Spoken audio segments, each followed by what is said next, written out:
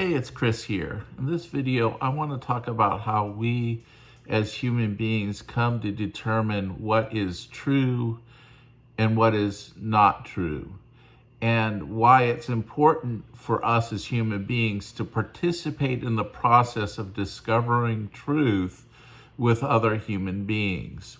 I want to talk about a concept that I learned in college way over 30 years ago called intersubjectivity. Now, there's a number of different meanings to it, that term, in psychology and in sociology. But at its core, the idea is that there are people with various life experiences, perspectives, understanding, intelligence levels, etc., that come together by sharing their perspective or their subjective understanding of something, and discussing it can come to an agreement as to what is the core truth, what's really real about something. Let's say, for example, and my wife and I for a while worked in a children's home, and every once in a while, actually quite frequently, there would be some kind of conflict between the kids that were living there, especially since there were multiple different houses, each with 6 to 8 kids, and they'd be out playing, and something would happen that would cause disruption, fights, arguments, and you're trying to sort it out, all that through. And one of the things that we do is you'd pull the kids aside individually, asking them, what did you see? What happened? You know, why does little Billy have a black eye? And why does Sally have a big old gash on her arm?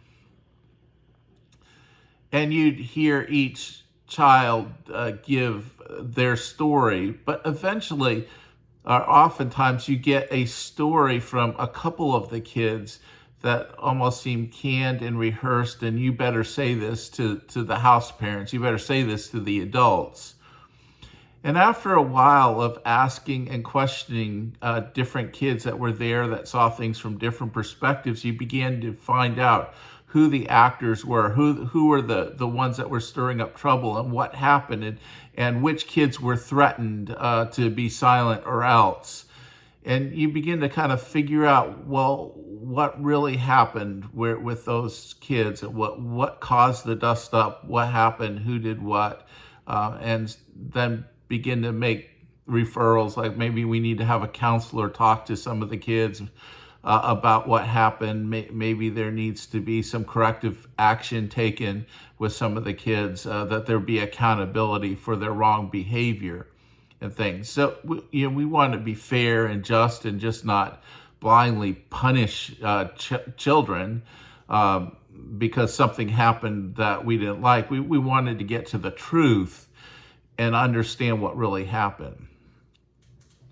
And that's an important thing, is to learn truth by getting all these different perspectives. In fact, as a Christian, one of the things that I recognize in reading the Bible is the Bible was written over a period of about 1,500 years by many different authors from different kinds of backgrounds, and you're able to get a glimpse into God's actions in the world by seeing the perspective of these different authors, and to look at things from different angles, and it helps bring a richer understanding of the Christian faith by doing that.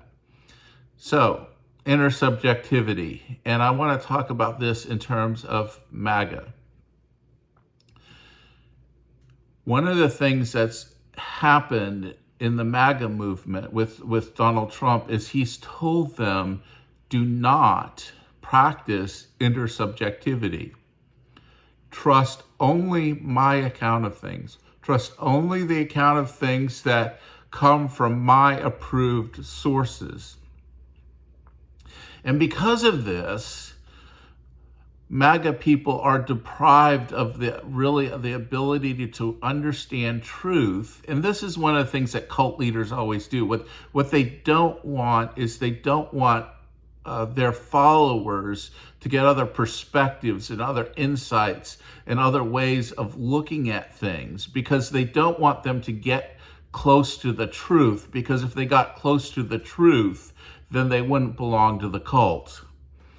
And that's the same thing with MAGA, is if people were encouraged to look at different views and to hear different takes and different understandings of different issues, they might not be able to get to the truth. And that's one thing that Donald Trump does not want for MAGA. He does not want them anywhere near the truth. He only wants them to see the world as it's filtered by him. He wants to become their truth. He wants his subjective views and understanding of the world to be what they live by. And so what you see is this group being unable to be part of kind of the broader, wider discourse of the issues about immigration, the economy, and other things. They can't really contribute to any kind of solution, any kind of progress moving forward, because they're shut off from all these other perspectives, and they can't participate, and they won't participate in helping people come to a broader understanding of what might be the best path forward. For example, with immigration, that there are different views of how to deal with immigration, with migrants crossing our national borders coming into the United States. Who should be coming? When should they come? What's the process? What process should be followed? What do we do with people that come without permission?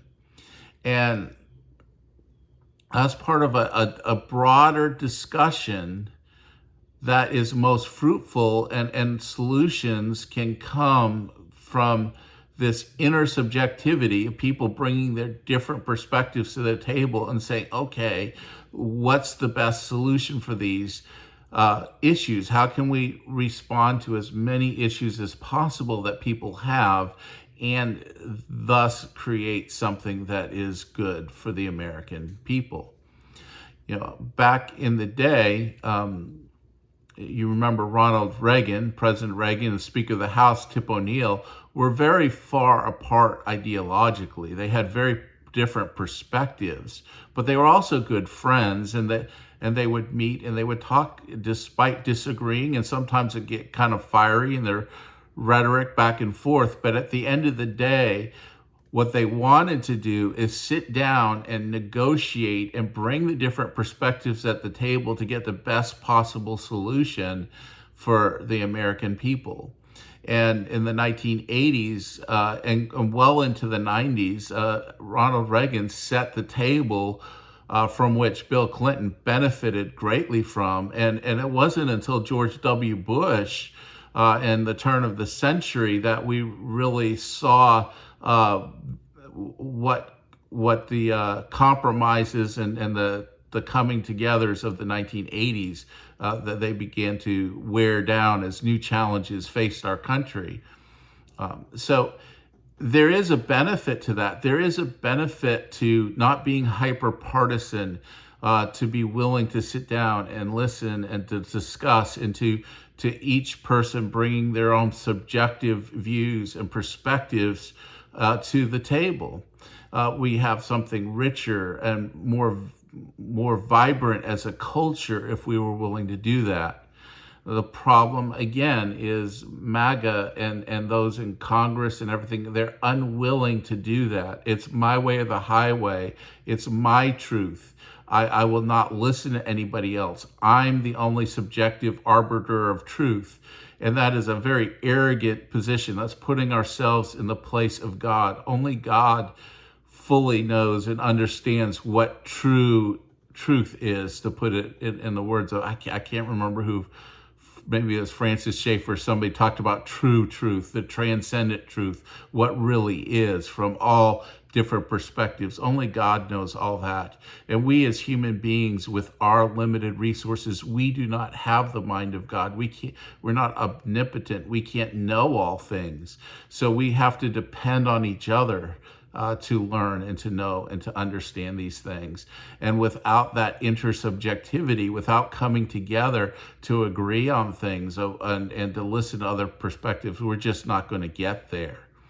So really the sad thing for me is that MAGA is really doing a great disservice to us, those of us who are citizens of the United States and live in this country. They're acting more as a barrier to resolving issues than to help resolve them. And my way or the highway never works. It never works. We need to look not towards winning and losing, but a way for everybody to mutually win and benefit to the greatest extent possible with decisions that are made on behalf of all the people in the United States. So that's just something to think about, thinking about intersubjectivity and thinking about one of the great limitations of the MAGA movement being so tied to only Donald Trump's understanding of the world and his understanding of truth and how limiting that is. Thanks so much for watching. Do appreciate you listening to these videos. I'm trying to get to 5,000 subscribers so we can open up channel memberships and then just do a lot more personal interaction there. I think that would be best and most fruitful and most helpful for those who are invested in this channel to be able to have that opportunity through memberships to interact more with each other. So thanks so much. Leave a comment, share the video if it was helpful, and I hope you have a good day. God bless.